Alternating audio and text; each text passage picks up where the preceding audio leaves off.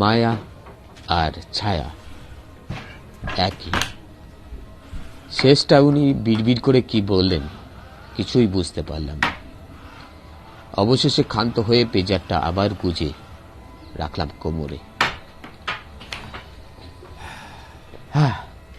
রামাইয়া ফুস করে একটা দীর্ঘশ্বাস ফেলল। বোটকা গন্ধটা আমার নাকে এসে ঝাপটা মারল। আমার গা গুলিয়ে উঠল, অথচ বাকি দুজন দিব্যি নির্বিকার। ওদের দেখে মনে হচ্ছে ওরা যেন কোনো একটা ঘটনার জন্য অপেক্ষা করছে, ট্রেনের জন্য নয়। অবশ্য মাস্টারজির ট্রেন ধরার কথাও নয়। শ্রীবাস্তব হাত নেড়ে মশা তাড়ানোর চেষ্টা করে বললেন, ওহ ওহ যা, মশার চেয়ে বিরক্তকর আর কিছু নেই। গায়ে কামড় না বসিয়েও যদি আশেপাশে ওড়ে তাহলেও বিচ্ছিরি লাগে। আমি আবার একটা ছুতো পেয়ে একেবারে পাক্কা সেলসম্যানের ক্ষিপ্রতায় ঝাঁপিয়ে পড়লাম। ঝুঁকে পড়ে সুটকেস থেকে একটা যন্ত্র বের করে নিলাম। কে বলতে পারে যন্ত্রটা দেখে শুনে মাস্টারজি আর শ্রীবাস্তব হয়তো একটা করে কিনে রেখে ফেলতে পারে। তাছাড়া কোম্পানির প্রচার তো খানিকটা হবেই। একটা আইএস মাস্টারজি টেবিলে রেখে যন্ত্রটার গুণাগুণ সম্পর্কে সাতক্ষণ বক্তৃতা শুরু করে দিলাম। মাস্টারজিকে 3 নম্বর সিগারেট অফার করে বললাম, যন্ত্রটা চালু করলেই এর অ্যাকশন দেখতে পাবে। এই ঘরের সবকটা মশা পালিয়ে গিয়ে একেবারে রেল লাইনে গিয়ে সেল্টার নেবে। মাস্টারজি সিগারেটের ধোঁয়া ছেড়ে কয়েকবার নাক টানলেন।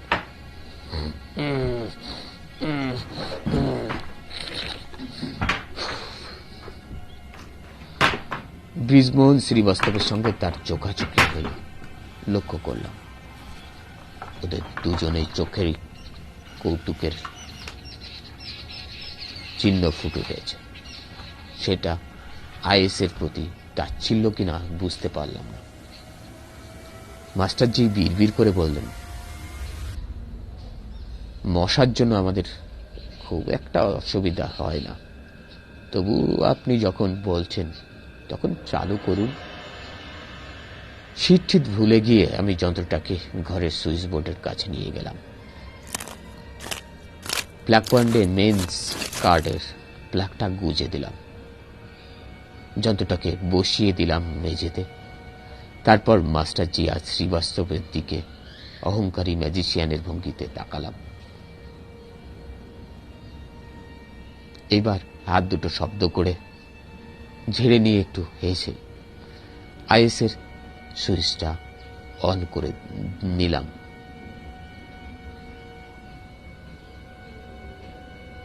বিপর্যয়টা শুরু হলো সঙ্গে সঙ্গে। আল্ট্রাসনিক প্রকোপে পিন পিন করে ওরা মশাগুলো যথারীতি পালাতে শুরু করলো ঠিকই, তবে বাকি 3 জন মানুষের অদ্ভুত আচরণ শুরু হলো।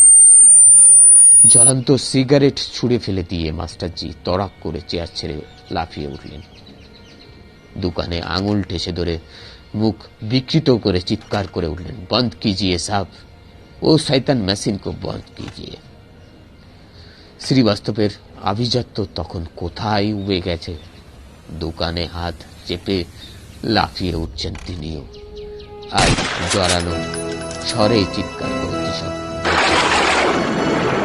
রামাইয়া পাগলা কুকুরের মতো দাপাদাপি করে ঘরময় দৌড়তে শুরু করে দিয়েছে, মাঝে মাঝে লাফিয়ে উঠছে শূন্যে।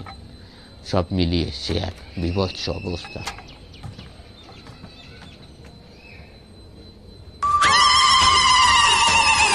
অবাক ভাবটা কোনো রকম কাটিয়ে উঠে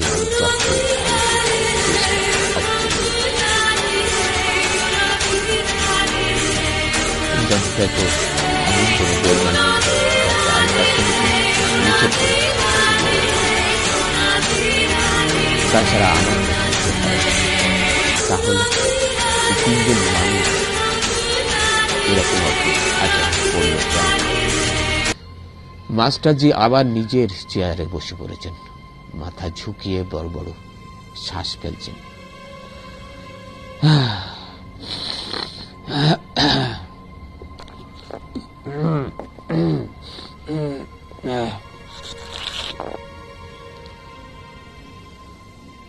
শ্রীবাস্তব একটা চেয়ারের পিঠে হাত রেখে একরকম যেন ধুকছেন।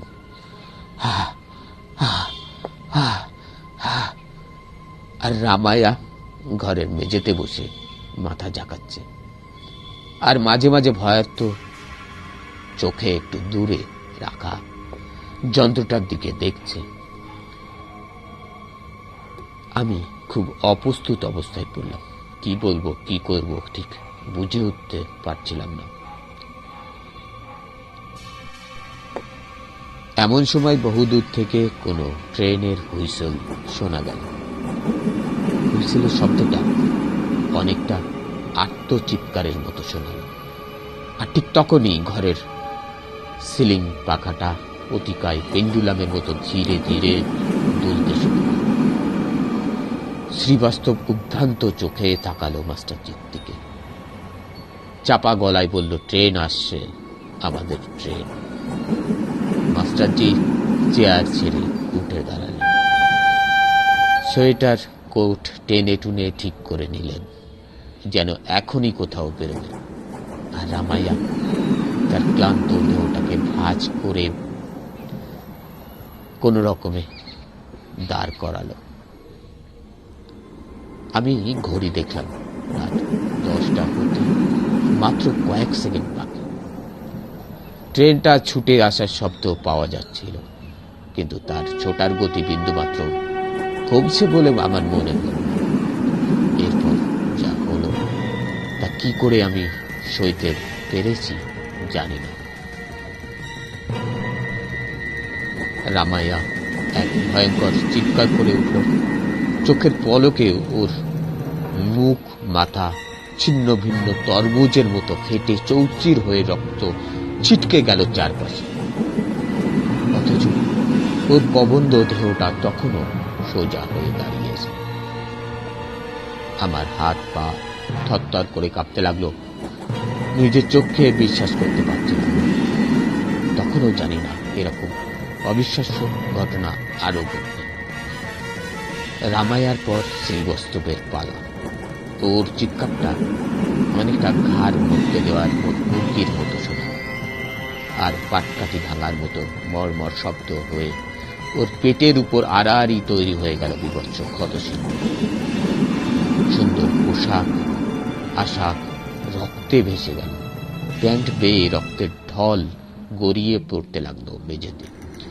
সেই অবস্থাতেই এক ভয়ঙ্কর উল্লাস ফুটে উঠল শ্রীবাস্তবের চোখে মুখে। তিনি উত্তেজিত ভাবে বলে উঠলেন, ট্রেন এসে গেছে, ট্রেন, রাত 10টার ট্রেন।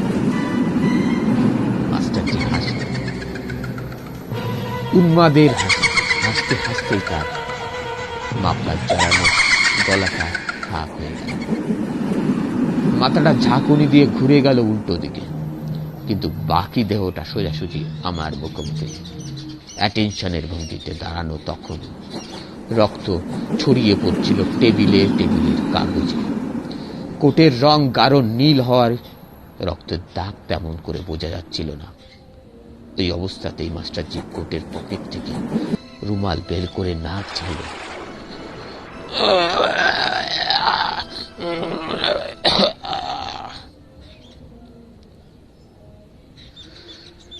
সিলিং পাখাটা এখন আরো জোরে দুলছে। ওটার ব্লেডের ছায়া খেলা করে যাচ্ছে আমাদের চারজনের গায়ের উপর। মাস্টারজি, চলুন, আর সময় নেই। শ্রীবাস্তব তাড়া দিলেন মাস্টারজিকে। তারপর আমার বিহল চোখের সামনে তিনটে রক্তাক্ত ক্ষতচিহ্ন, ক্ষত বিক্ষত মানুষ হাত ধরাধরি করে বেরিয়ে গেলেন ঘরের বাইরে। ট্রেনের শব্দটা তখন প্ল্যাটফর্মে ঝড় তুলছে। চলে যাওয়ার সময় মাস্টারজির পিঠটা আমি দেখতে পাচ্ছিলাম, আর দেখতে পাচ্ছিলাম পিঠের দিকে ফেরানো তার মুখটাও।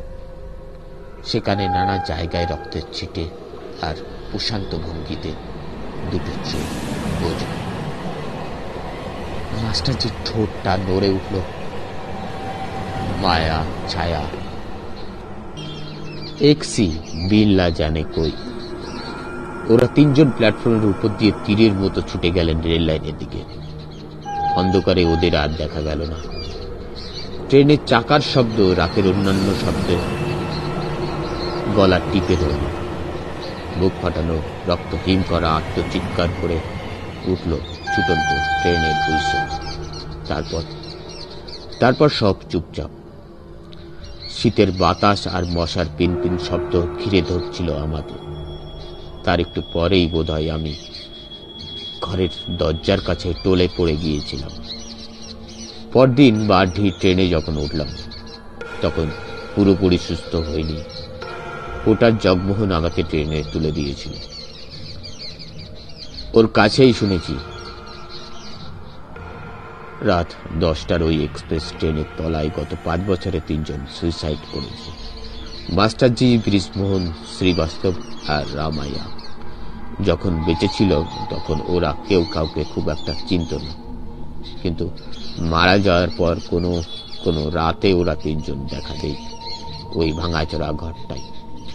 তারপর একসঙ্গে ঝাঁপ দেয় ওই ভুতুর এক্সপ্রেস ট্রেনের তলায়। এই সবই জগমোহনের গা সওয়া হয়ে গেছে, তবে ট্রেনটাকে সে কখনো চোখে দেখেনি। তবু তার শব্দ শুনেছে জগমোহন। নমস্কার, ধন্যবাদ। আমি অজয় আপনাদের সাথে। শুভ রাত্রি, হ্যাপি স্যাটারডে। শ্রী শ্রী বাবা শেনেশ্বরম। গড ব্লেস, টেক কেয়ার জানিয়ে বিদায় নিচ্ছি। গল্পটি কেমন লাগলো জানাতে ভুলবেন না। ভালো লাগলে নিশ্চয়ই লাইক, বন্ধুদের সাথে শেয়ার করবেন এবং চ্যানেলটিকে সাবস্ক্রিপশন করবেন এবং আপনার চ্যানেলে গল্পগুলির নোটিফিকেশন পেতে নোটিফিকেশন বেল আইকনটি দয়া করে দেখে নেবেন। ধন্যবাদ।